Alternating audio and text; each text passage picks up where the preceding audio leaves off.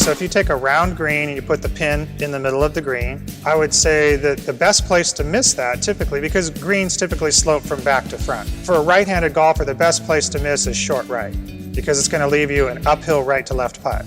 The worst place to miss, even if you're on the green, would be long and left, because now you're going to have a downhill left to right putt, which is typically more difficult for most people to make a downhill left to right putt than an uphill right to left putt. So we would call the short right quadrant. If we broke it into 4 quadrants, we call that the green zone down in the right and the red zone up into the back left. And then you might have a yellow zone, short left or long and right. Better to have a right to left putt coming down the hill than left to right for right-handers. So what we do is we teach a golf swing and a way to set up our gear so that when we miss a shot, our miss is typically going to be short right and not long left.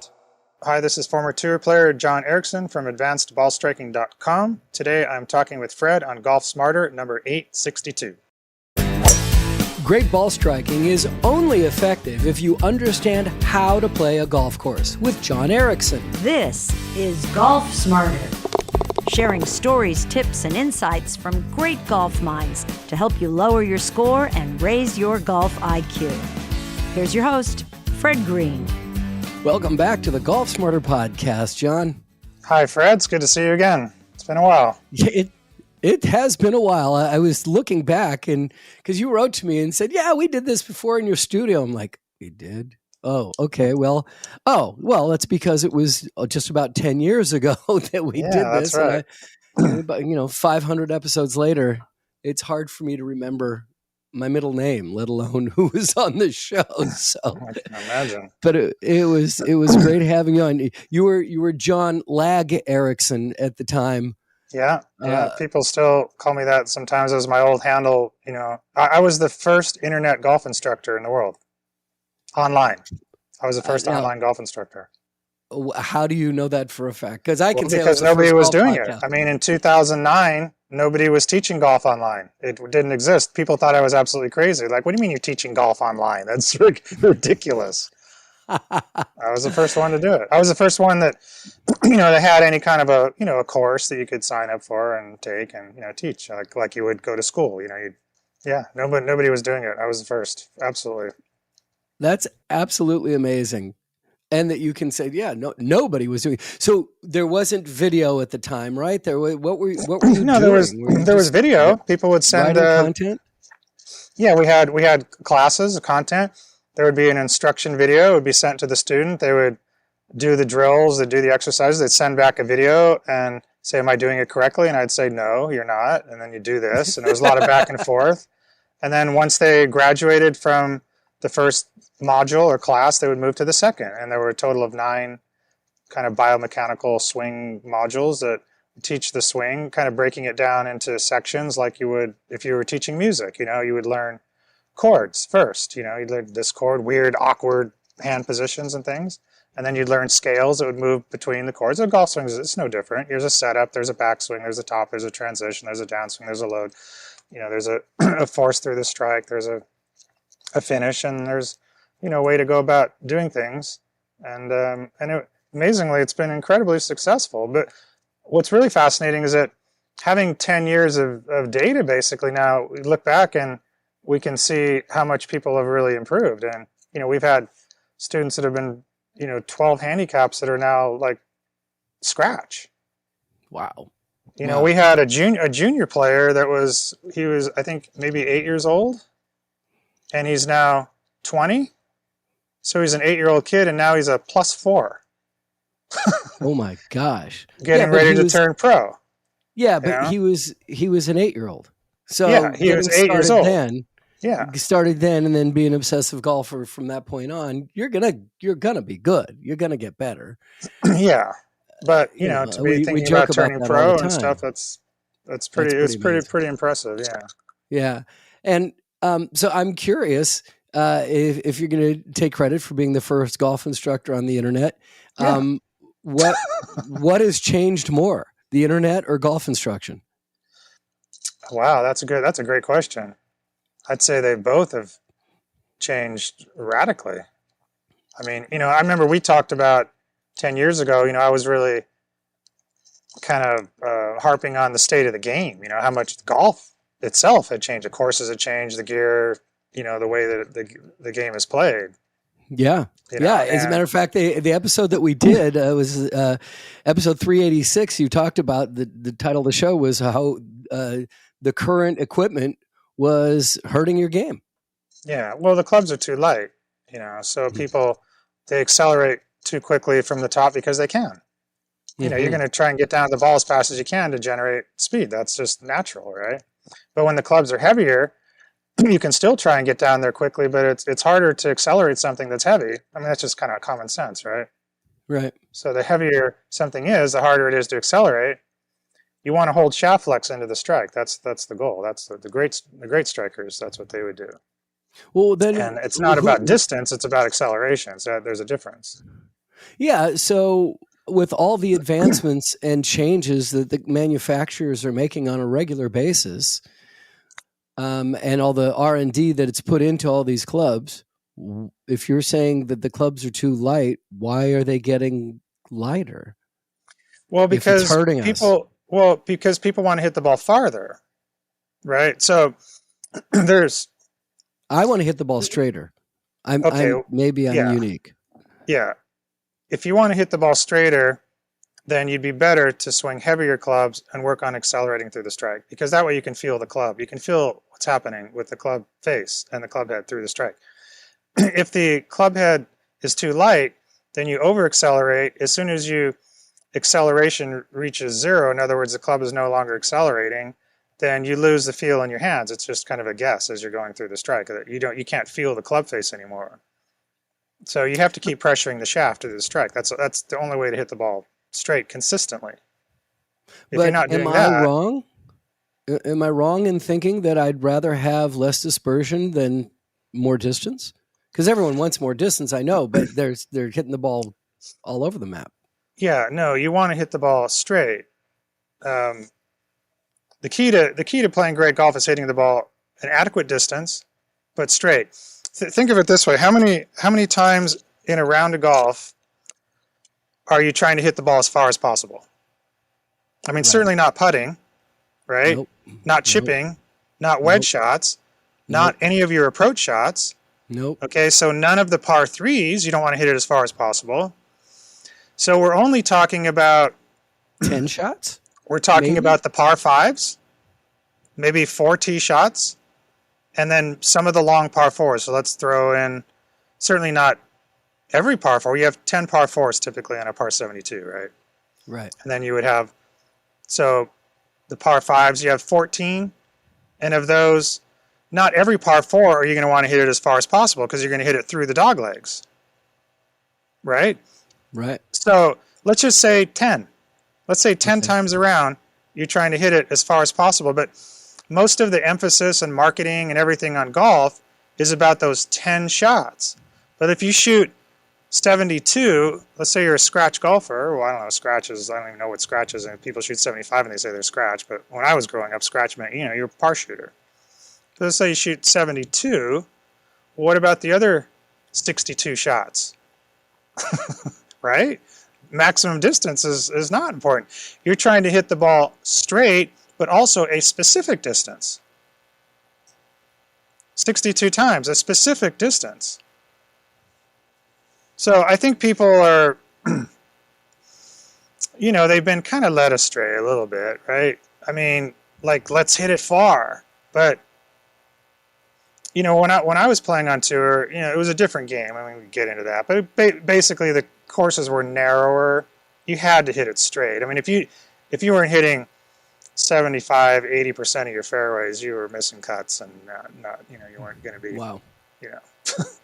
not, I was playing a lot in Australia and Canada and some of the states here, but courses were narrow, rough was high. You didn't want to be hitting it in the rough. Hitting it in the rough was kind of about a half a shot penalty, I'd say. If you were in the rough, you usually weren't getting it on the green. So you get it near the green and get up and down half the time.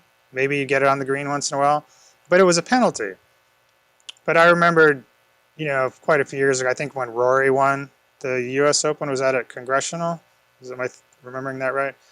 But I think but he was making birdies from the rough in a U.S. Open. Like he made like 3 birdies from the rough, and I'm like, that's not what I remembered the U.S. or the U.S. Amateur for that matter. When I played in 3 U.S. Amateurs, made the quarterfinals once. If you were in the rough, forget it. I mean, I beat Billy Andrade 6-5 in the U.S. Amateur one year because he was in the rough. I mean, he was a better player than I was, but he had a bad day with his driver. He was hitting it all over the place, and I was in the fairway, and he was in the rough. I won the match. It was that's the way it was. So then the question about golf course conditions and golf course maintenance, has that significantly changed over the year? Has the rough become less of a penalty? Well, I think on tour, they don't grow the rough as high as they used to. I mean, you look at the major championships. I mean, some spots maybe they grow it up a little bit, but I was there when Tom Watson chipped in on to win the U.S. Open, on 17 at Pebble, and I was a kid, I don't know, I was 8 years old or whatever I was. I was there, I saw it. You saw it? Yeah. And, the rough was like up over his ankles, we're talking like, 8-inch rough around the greens there and stuff. I mean, there's a classic picture of Ben Hogan, when his foot slipped and he hit it in the left rough at Olympic Club on the 18th. And there's a picture of him, wedging it out of the rough, and it looks like he's swinging through a hay bale. Like, he's got, like 2 pounds of hay on his club as he's going, just pitching it back into the fairway. I mean, we don't see that kind of stuff anymore. So, they're doing that for whatever reason they want to do. They like to see lower scores. They don't want to embarrass the pros. No, that's fine. But it's just different is my point. It's just different. But for your average golfer, not everybody is playing, 7,400 yard golf courses. Like the golf course you live on, it's probably 6,600 yards or something? I don't play it that much, but yeah. I live here, but I'm not a member. Marine Country Club. Yeah, but it's I don't think it's a 7,000 yard course. A lot of amateur golfers actually play tougher golf courses, in my opinion, than the pros do. Because what's tougher? Something a wide fairway or a narrow fairway? I mean, narrow fairway is tougher. I mean, it is. No question. There's no question, right?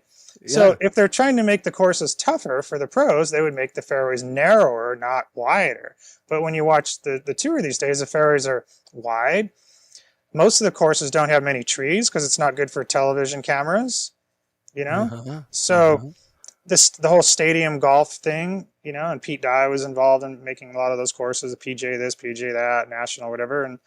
And so they weren't putting trees as much on a few strategic trees here and there, but for the most part, it's not the parkland tree line courses that they used to play. But my point is that your average golfer still plays a lot of those tree-line narrow courses, and they would be doing themselves a great favor to learn how to hit the ball straight. I'll give you an example. When I was playing in college, this would have been in the early 80s, and I was playing college at the time. Corey Pavin was playing in college. I was a freshman. He was a senior. And I was playing number 1 man at Fresno State, and I got paired with Corey Pavin a bunch of times. And Corey Pavin literally hit the ball 225 yards off the tee with his driver. And he won, I think, 7 college tournaments that year. Collegiate Player of the Year, just dominated. Hitting the ball 225 yards with a driver. We played the Stanford tournament, and I remember there were 2 par 4s he couldn't even reach. He had to hit driver forward short of the green, but you know what? He would, if the pin was back left, he would lay up short right to open up his pitch shot so that he could pitch it up there and make his par on a hole that he couldn't reach in 2. And he would do that every time, most every time. And I remember him shooting 66 at Stanford, hitting it 225 off the tee. It was just incredible. To me, that is a lot more impressive than somebody overpowering the course, having a good day with the driver, landing it in the fairway most of the time, and wedging into all the holes and shooting 66. Corey Pavin's hitting long irons and forwards and coming in, and shooting 66. It was the most incredible thing, really. And That's kind of a style of golf that doesn't really exist, at the professional level much anymore. But my point is that to the amateur golfer, they would do themselves a favor getting control of the golf ball. Get it straight, get it in the fair. You'd be surprised if you go out there and you don't miss any fairways and you knock it on the green 80% of the time from, if it's reachable for you, you're going to get pretty good at this game pretty fast. So I think you're right. Learn to hit it straight, and then the distance will come. Hey, listen, we're going to take a time out, and we'll be back right after this.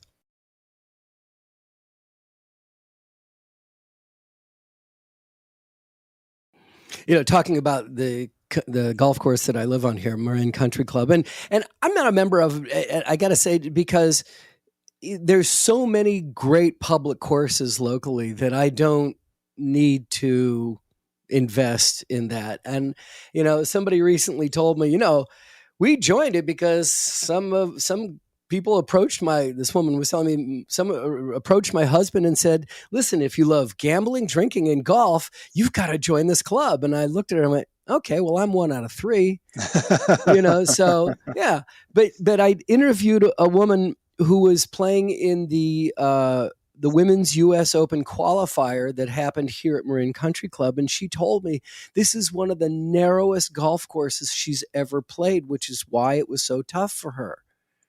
The rough's not that thick, but it's there and it's in play a lot. Well, think if they grew the rough thick on that course, okay? And they probably did for that qualifier. Yeah, and I think the greens are pretty small out there from what I remember looking out your back of your house there when I was up there. I remember the small greens. And so extending upon that idea that a narrower fairway is more difficult than a wide fairway, a smaller green is more difficult than a big green. Right? Yep. So the old style courses, a lot of generally, I mean, I'm not talking about the links courses in Scotland, but in the United States, the parkland courses were typically narrow and small greens.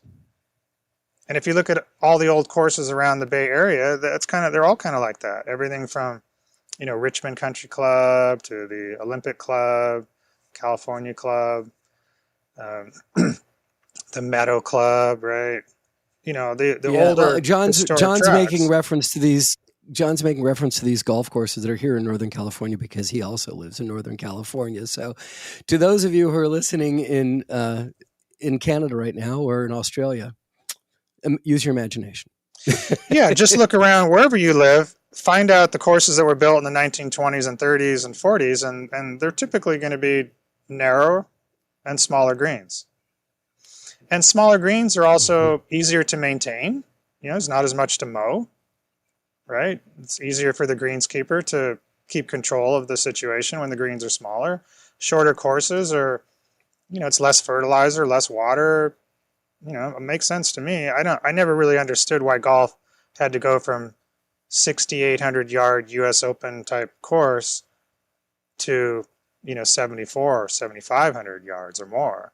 I mean, the ball's going 15% farther than it used to.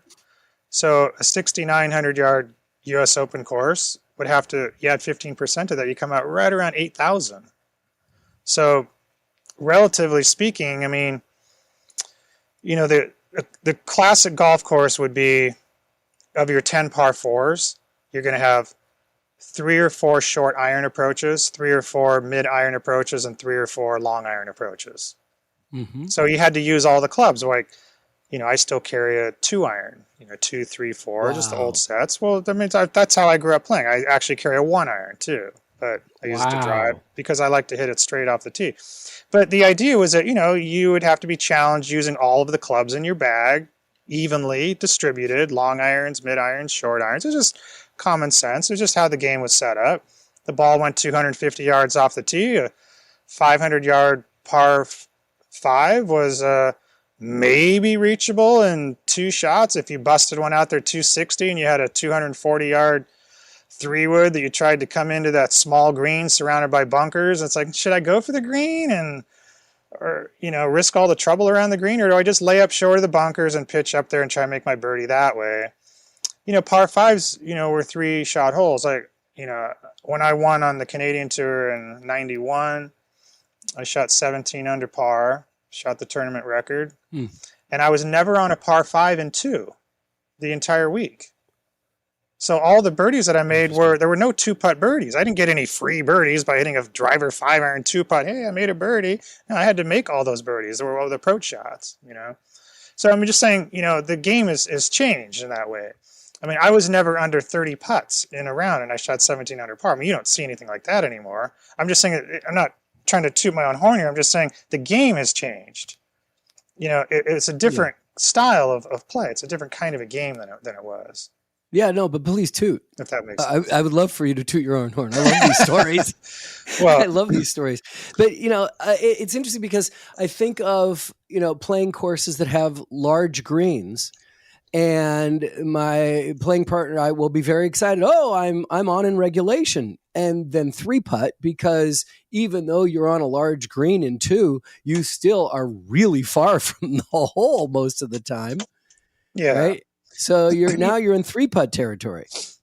Yeah, that's true. But I would typically rather be on the green than in a bunker. Sure. I'll take a 100-foot putt than be, short-sided in a sand trap or something, or over the green. Yeah, and and another thing I've been, one of the things we work with our students a lot is we try and teach them how to play golf and how to move the probabilities into their favor. Like there's something I call the pie chart. Okay, so if you take a round green and you put the pin in the middle of the green, then I would say that the best place to miss that typically, because greens typically slope from back to front, right? So, either going up. So for a right-handed golfer, the best place to miss is short right, because it's going to leave you an uphill right to left putt. Okay, does that make sense? Yes. The worst place to miss would, even if you're on the green, would be long and left, because now you're going to have a downhill left to right putt, which is typically more difficult for most people to make a downhill left to right putt than an uphill right to left putt. So we would call the short right quadrant, if we broke it into 4 quadrants, we'd call that the green zone down in the right, and the red zone up into the back left. And then you might have a yellow zone, short left, or long and right. Better to have a right to left putt coming down the hill than left to right for right-handers. So what we do is we teach a golf swing and a way to set up our gear so that when we miss a shot, our miss is typically going to be short right and not long left. And this would be maybe one of the slight criticisms I would have of Mac O'Grady, for instance. Tremendous ball striker and teacher, but the people that have played with Mac know that his miss tends to be long and left because of the way he swings the club. Okay?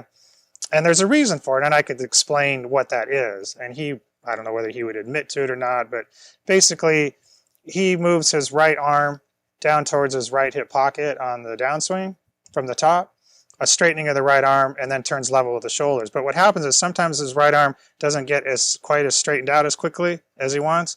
So he ends up coming slightly over the top. I'm not saying he's coming over the top missing the green. I'm just saying that his ball is landing a little bit, even if it's 15 feet left of the hole, it goes slightly long because he's also accelerating the club so aggressively that he ends up long and left and having to putt down the hill. Now, is that one of the reasons that he putts left-handed?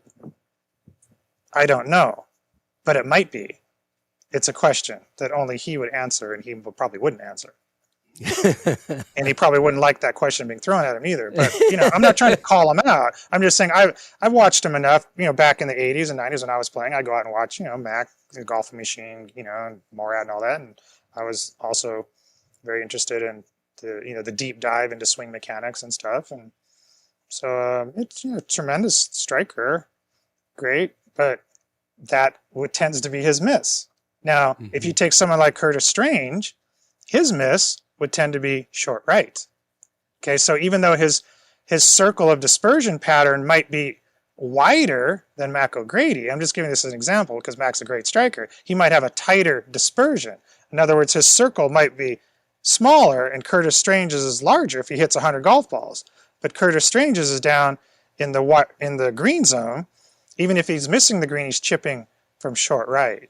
Chipping up the hill and right to left, where somebody like Mac might be long and left, or if he misses a green, long and left. That's usually the worst place to miss a green.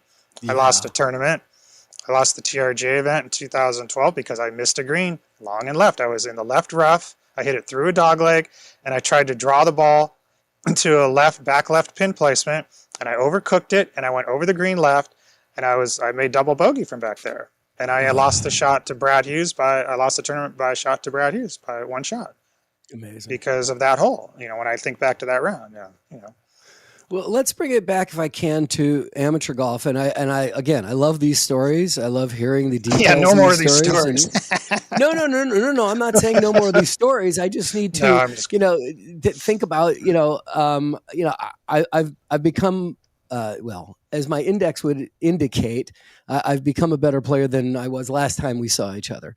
And, but I'm still consider myself a struggling golfer. As I'm sure even the best players in the world. Struggling golfers. All of us are struggling golfers. Believe me. Exactly. But I think about when I pull out my rangefinder and I look through the scope and the pin is 138 yards away.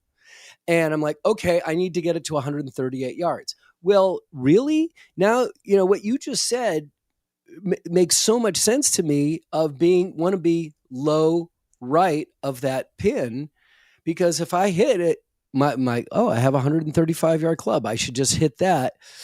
Then I may cook it and end up back left of the green. And now I've got a downhill putt that's going in a direction that I'd rather not go. I don't like going inside out on the putts. I like going outside in, and that's what it'll give me on that uphill putt from the bottom right.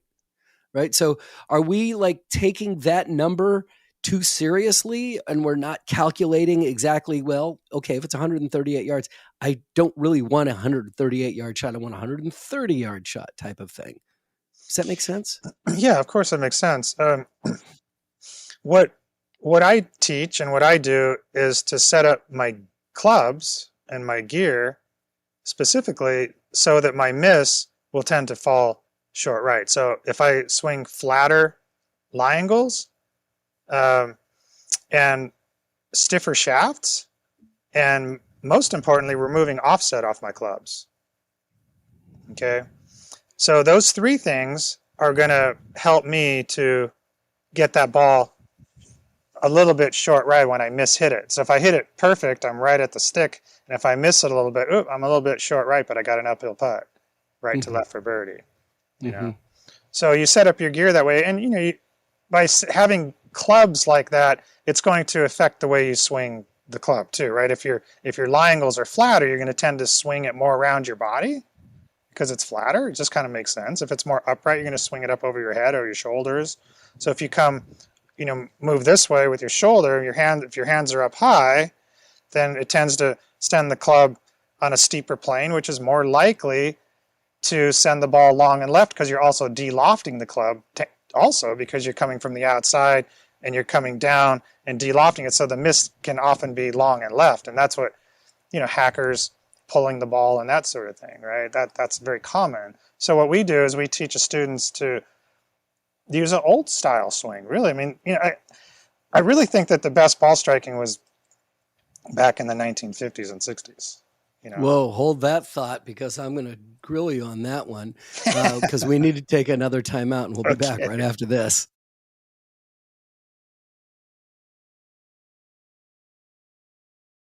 The best ball striking was the 1950s and 60s? I think so, because the courses were set up narrower. The greens were smaller. It required players to hit the ball straighter. So I'm not talking about distance. I'm obviously the players hit the ball much farther now than they ever have. That isn't to be disputed. But when I'm talking about ball striking, I'm talking about accuracy. I'm talking about shaping the ball. It's no mystery that the spin rates were much higher on the old Balata golf balls, which allowed the good players to curve the ball more. So you could really shape the ball. When I was playing, I would think through my shot not just about getting the ball onto the green, but what the ball was going to do once it hit the green. So in other words, if the pin was front left behind a bunker, I would bring it in from the right and then try and draw it and spin the ball on the green so that it would spin back into the front left part of the green. So I'm thinking about my shot shape into the green and then what the ball's doing once it hits the green, because we had much higher spin rates with the lot of golf balls. Same thing if people that shoot pool and that sort of thing, they talk about, putting English on the ball and spinning it around and that sort of thing. And a lot of that's been, not all of it, but a lot of it's been taken out of the game. So that it helps the not so good players because they don't want the spin. The spin sends them too far ways over on a bad shot, right? But for a good player that's controlling the ball, we want the spin. We want to be able to shape the ball. We would always play the spinniest ball that we could find, like the Titleist, Bellata, or 384s, or in my era, we always would play the spinniest ball we could find. Nobody was winning tournaments with top flights and solid core balls and stuff like that. That nobody ever won a tournament using a top flight or a pinnacle that I know of. I mean, you were giving up too much if you're doing that. Yeah, but were you guys getting paid to play balls too? Yes. Yeah. Okay. Yeah. Okay. Yeah. And if you got approached by Top Flight to play their ball with cash incentives, would you like, sorry, I'm not going to play that ball? No, because you're trying to win tournaments, Yeah. I mean, the amount of money that we were getting, when I was playing, I mean, if I was playing up in Canada for the season or the summer, they might pay you $5,000 or $10,000 or something, you know what I mean? Not 100,000 or $1 million. I don't know. Maybe or if 20 million just to show up. Yeah, isn't that what they're doing on this new golf tour now? Just pay to show up. They're getting paid to show up, but isn't that just kind of like other sports too? Yeah, I heard Tiger basketball. I heard Tiger said the other day, "What's the incentive to practice? If I'm going to make this much money with just showing up, what's the incentive?" Well, ask Steph Curry that or something, right? I mean, basketball players, they get paid, and they get paid even if they're injured. But I think they're still motivated because humans have a competitive spirit. Yeah, you want to win at that level. Especially you want to win. I don't have a problem with the way that this new tour is set up as far as guys being paid. It's just like contract. Hey, do you want to come and play in our league? We'll pay you this amount. It's the same thing as basketball, football, baseball. You sign a contract. I mean, there've been a lot of baseball players that have signed multi-year deals and they get cut. Stunk up the joint. I mean, that's more the model for professional sports, right? It's more like that than it is. The golf model is an unusual model in that if you miss the cut, you make nothing. Right. That's kind of weird, really, if you think about it. Hey, I'm on this tour. I missed the 4 cuts in a row, and I made $0 for the month. Guys sleeping in their cars and all that. I grew up in that era. I mean, I can't say I didn't sleep in a car once in a while too when trying to save some money or something. Wow. It was fun. We all had a good time though, and nobody's complaining about it. Yeah, well, we talked about the old days versus today, the differences, and that's probably a huge part of it as well. Plus, if you're not making the cuts, you're not getting endorsement deals, so there's a lot more money involved, right? Although, you're coming out of junior golf, you're coming out of college golf with some reputation. You're going to make some money as soon as you announce that you're a pro. But it's interesting because what we're talking about. And I know your website is advancedballstriking.com, and you talk a lot about ball striking and that. But it seems like what we've been talking about this entire time is playing golf, not hitting a golf ball. Yeah, well, you learn. There's a big difference. I did an interview recently with Carl Morris, I believe, the sports psychologist over in the UK. Sure, he was on the show a couple of weeks ago. Yeah. And, one of the things that I made about the mental game is one of the best things you can do to help your mental game is to have a great golf swing. It really helps. It really helps. Yeah, it really does. So working on your technique helps. And one of the things that we teach in our hitting method, we use I would call a hitting method. In a hitting method, we would teach that the body would be more muscularly contracted and firm. Okay? So, in other words, we would have a cohesive tension through our body from our shoulders, our abdominal cavity, and our legs and everything, and our arms, and even our grip, firm on the club, but with the suppleness in the wrist, which is another skill set that we teach how to do both, how to have a suppleness in the wrist, but a firmness in the fingers. And we have drills and exercises to teach that. But what happens is that when you get nervous, what you do, what most people do, including myself, is you tend to tighten up.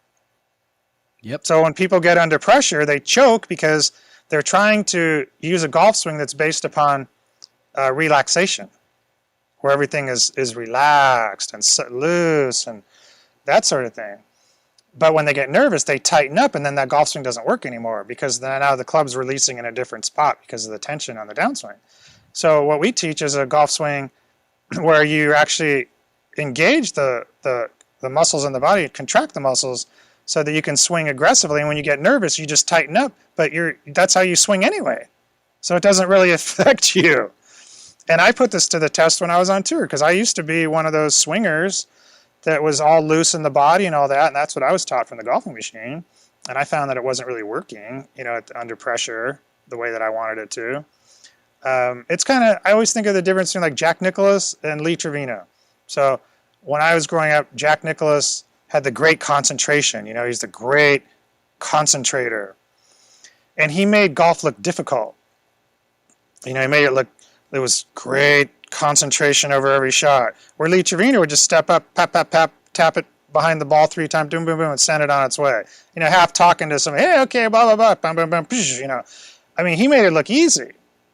But what I saw with Lee was that cohesive body tension, a short accelerating strike, cohesive body tension, and striking through it aggressively. And Jack had the more, relaxed or the upright swing and a lot of concentration. So, I think Jack being able to win like he did, becoming the greatest player of all time, is really a tribute to his great mental prowess, really. Mm-hmm.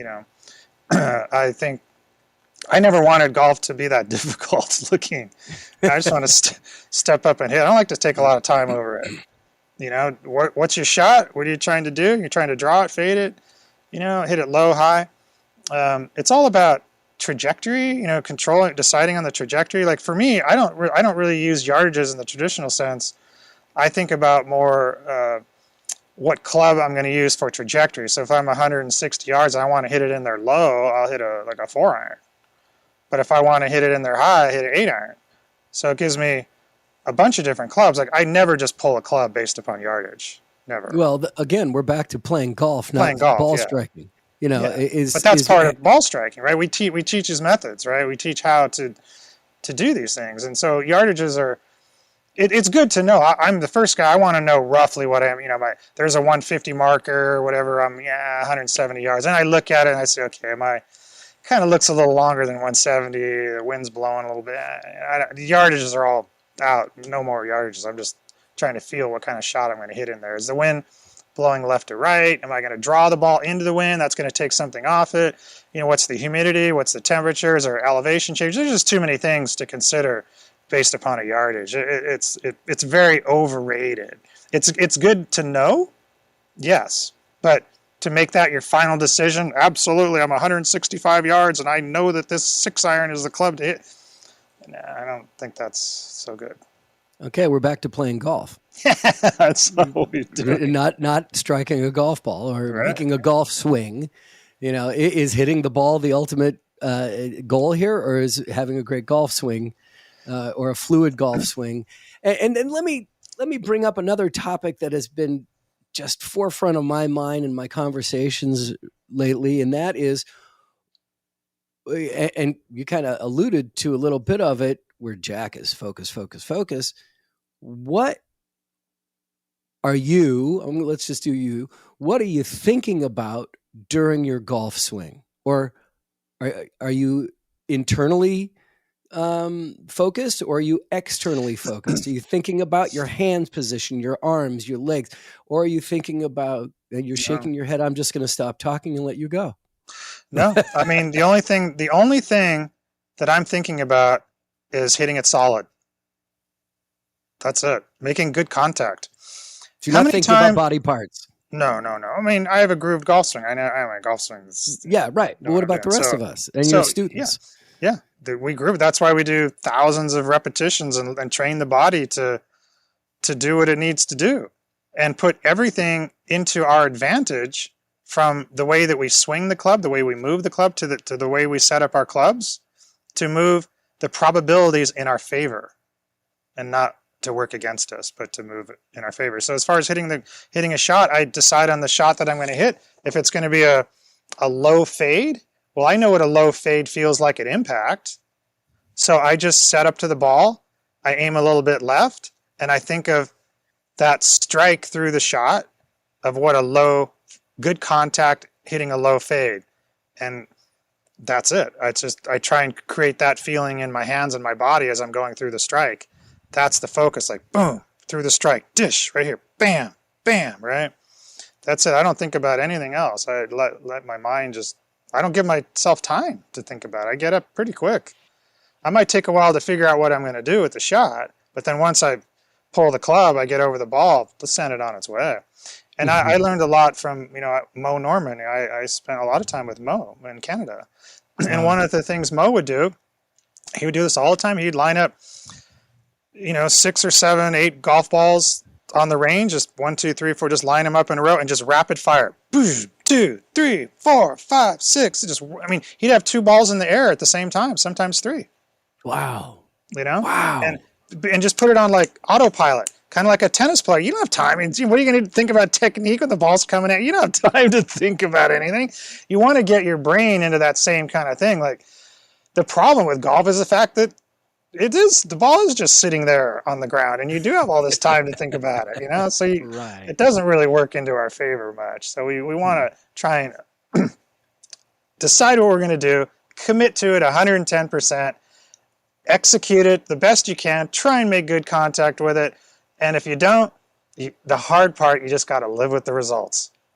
That's what it is. You know what I mean? Right. It's like, that's it. And the results the results I have to deal with are commercials. And then we're going to take another break. But we're also going to talk about what's on Golf Smarter Mulligans, which isn't your show, but yours will be coming up. But still, Golf Smarter Mulligans, what's happening this week?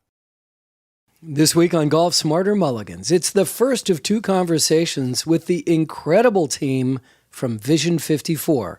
Our first is with Pia Nilsson, former coach for Annika Sorenstam. Anything that we need to think about, which could be, what club to hit, where to aim, all of those decision-making things need to be done and completed before you step into the shot.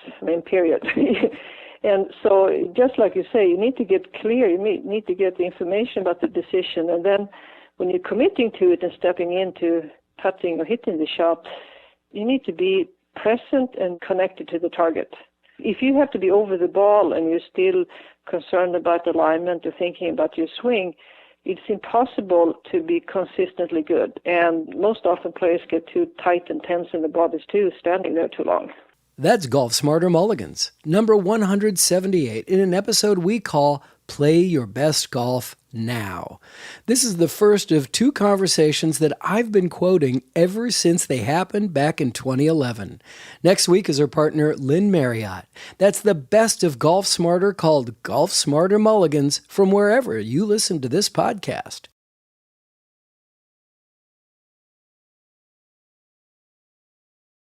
So I'm curious, when you're working with a student, and as a longtime instructor, that every golfer, not every golfer is going to become a scratch golfer. Some people, if they can, break 90, they're really ecstatic, or they break 80, they've made, it's the happiest time in their life, or even breaking 100. So how do you, help somebody, or is it the way I guess I should ask this question is, can everybody reach their own potential? Not everybody has the potential of being a great golfer. It's reaching their own potential. Does that make sense?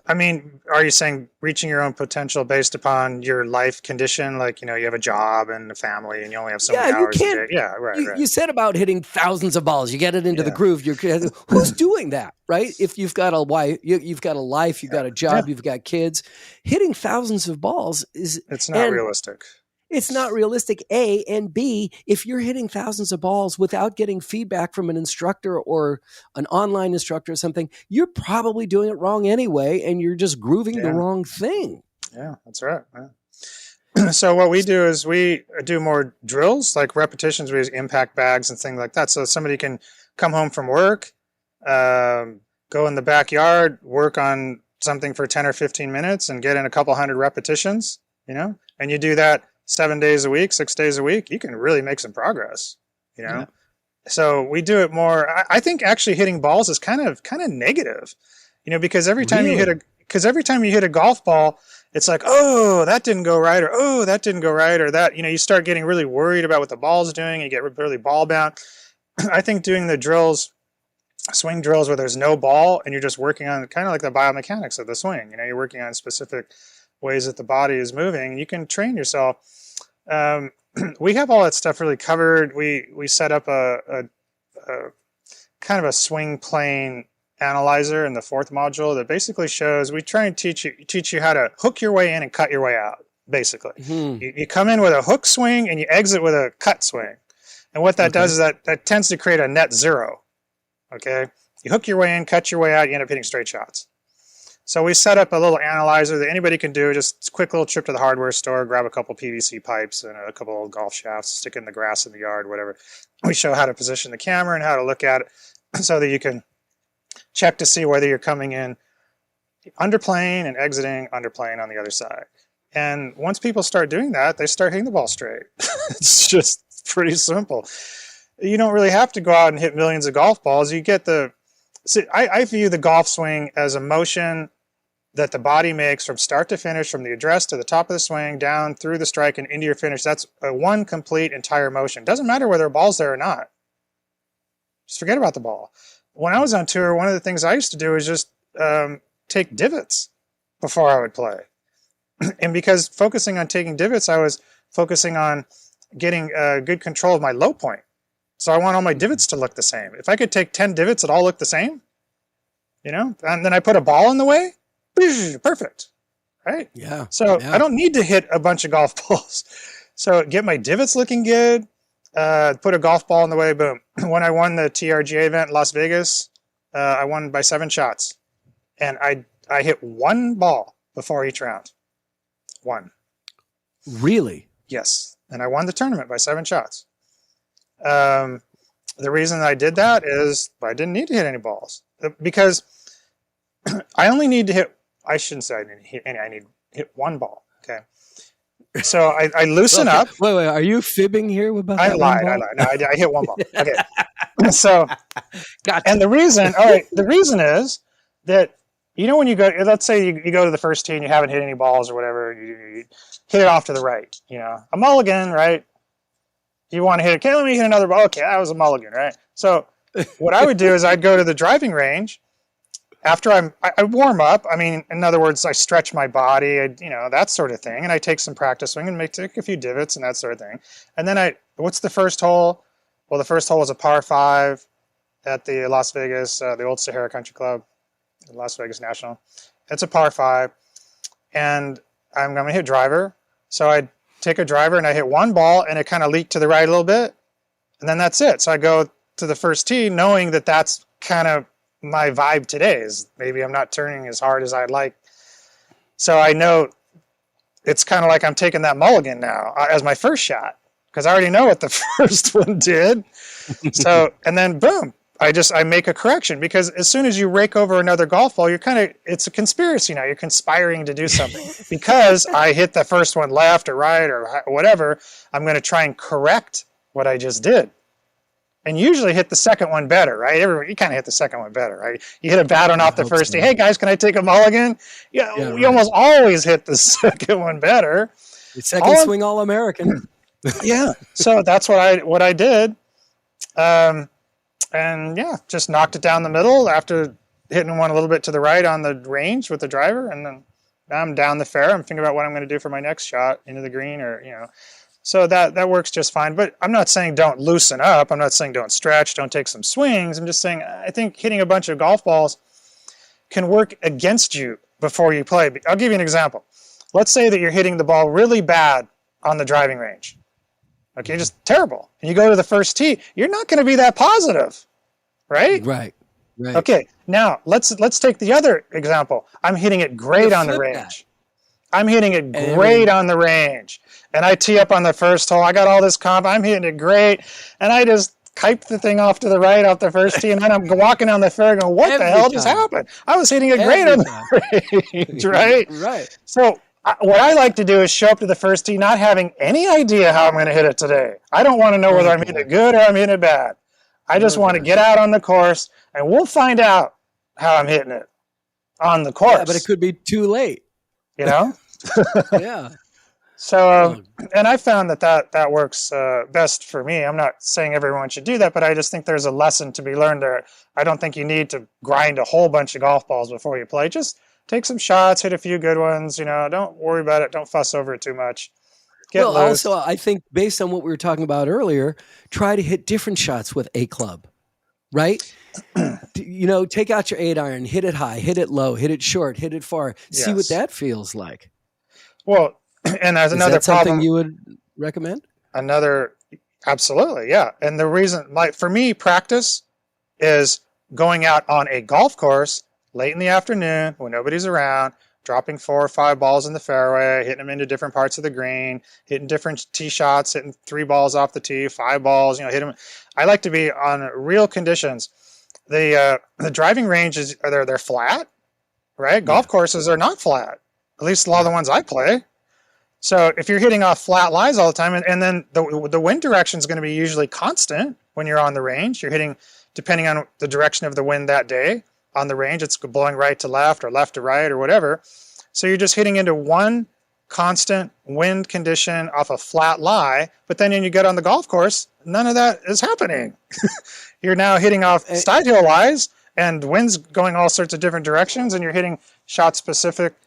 You're seeing narrow fairways, you're seeing small greens. The reality of the golf course is much different than the range. So I don't spend much time on a driving range anymore. Yeah, and lately I've realized and I've noticed that when I'm hitting off of a grass driving range, I'm hitting off of sand most of the time. It's mostly sand. There's no dirt. The grass isn't thick. It's.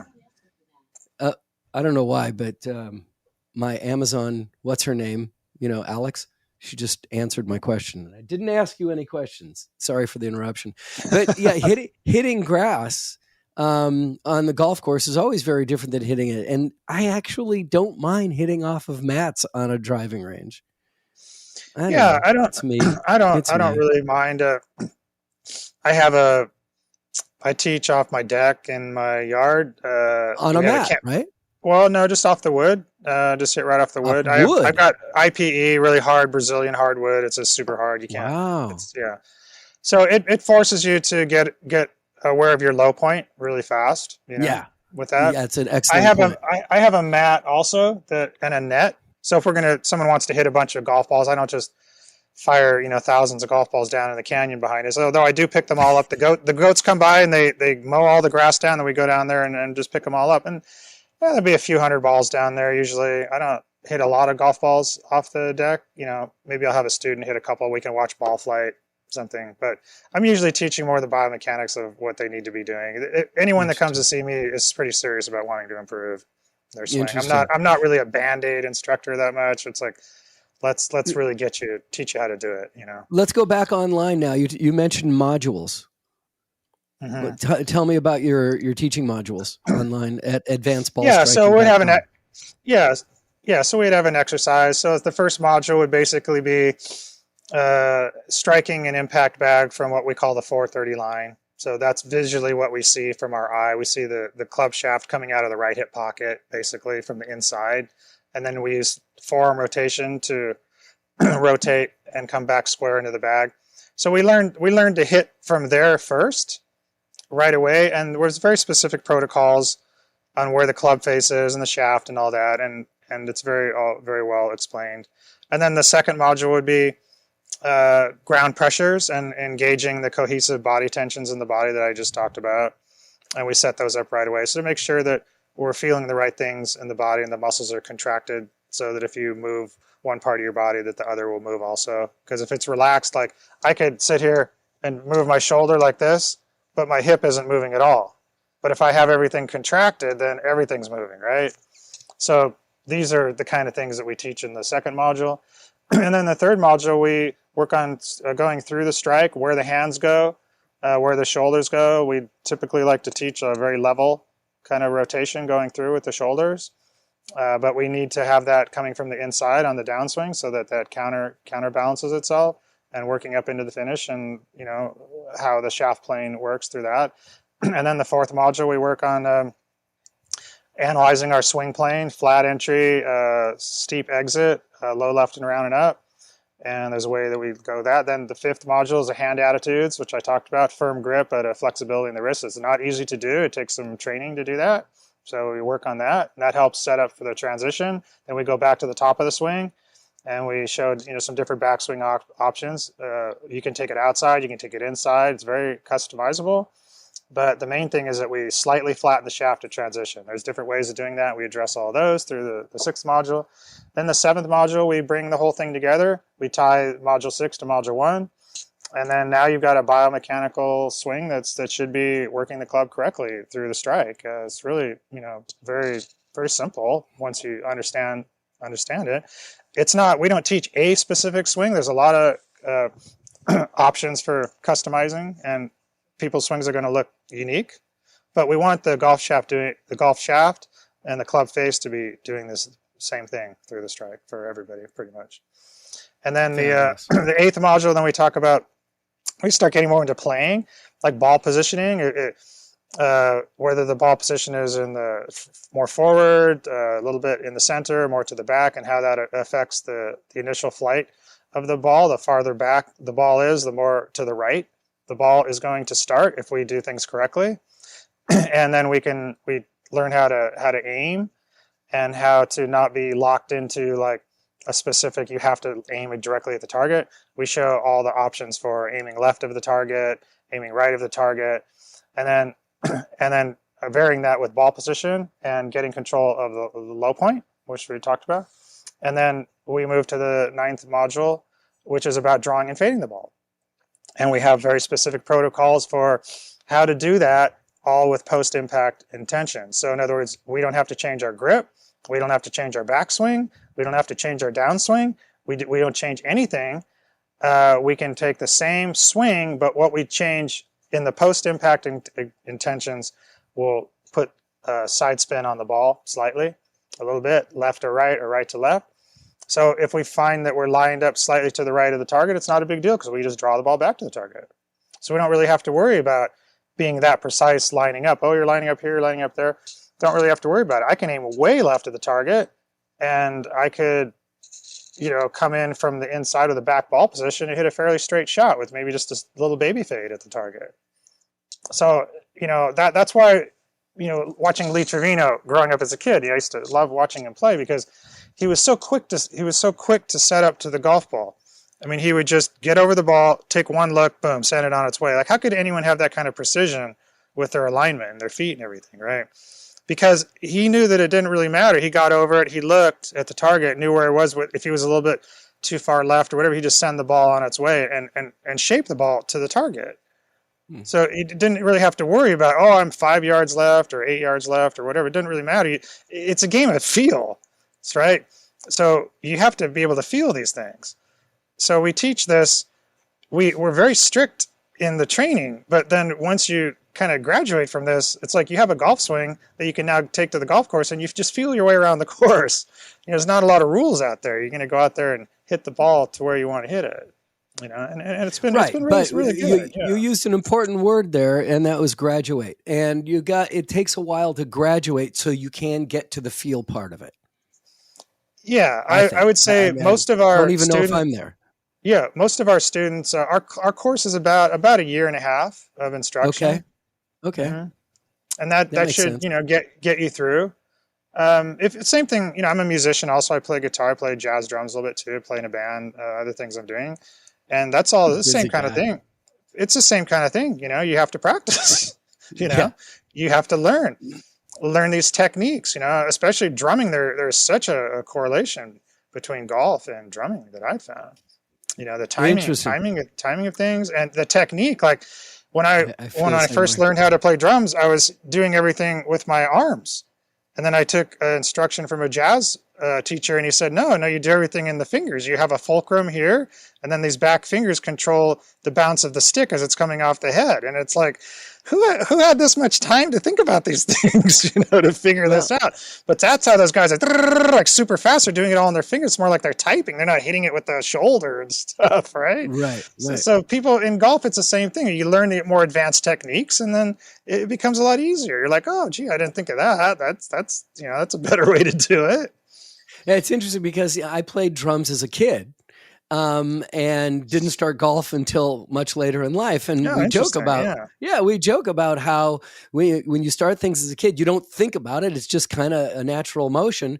And so there's a tremendous amount of rhythm in my head, drum rhythm in my head, that even though I haven't played in over 50 years, I still have that inside of me that I use out on the golf course. And it makes a huge difference for me. Yeah, it really helps. Most musicians that I know will say that it's good to spend some time on the drums, even if you're a guitar player, a bassist, or anything, horn player, whatever, just to develop a sense of timing and feel. It's just really. I have a really nephew good. who's a professional drummer, and he and I have a language that he so appreciates the fact that I could speak to him in that language, even though he's never seen me play. But I understand what he's doing, and I make comments about nuance that he does. He's like, wow, you saw that? And it just makes him so happy that somebody noticed, somebody in the family noticed, and maybe the only one. Technique, right? John? Technique. I apologize for not having you back on the show in such a long time, and I hope that it doesn't happen again. This is so entertaining, and I love when you tell stories like this about people you played with and things that you've witnessed. It's been great having you on the show. Thanks so much for coming back on the Golf Smart. Yeah, thanks for having me on, and we'll look forward to doing this again sometime, maybe within the next 10 years.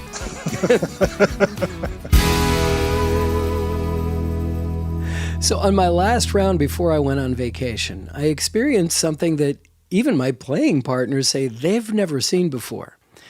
We're teeing off at number 10 at Rooster Run, and it's a par 5, and I hit my drive pretty well. But it landed in the rough just left of the fairway, but within reach of getting there in 2, because on this day, there was a front flag on the green at about 195 yards. But about 5 yards in front of me, and just to the left, was the 200-yard marker, a plastic blue pole standing about 30 inches high. It wasn't even in my line of sight, so not a problem to even think about it.